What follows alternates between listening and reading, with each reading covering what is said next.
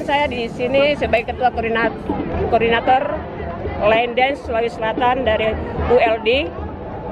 Ini yang saya latih tadi ini line dance. Ya, ini dari ULD Makassar. Terus kegiatan kita di sini itu tidak rutin. Lokasi kita itu kadang kita pindah-pindah lokasi. Kadang di tribun, kadang di kebanyakan taman macan, kadang di Rujak. Selama ini kita karena pandemi kita libur dulu di Rujak.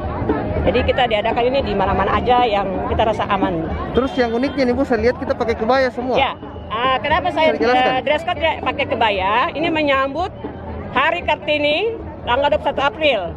Jadi kita HUT-nya ini dengan baju kebaya.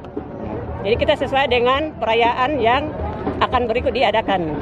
Ada berapa yang ikut tadi? Peserta di sini kira-kira ada 20 lebih. 20 lebih. Kalau anggota saya itu sebenarnya banyak, 11 grup di Makassar. Ya.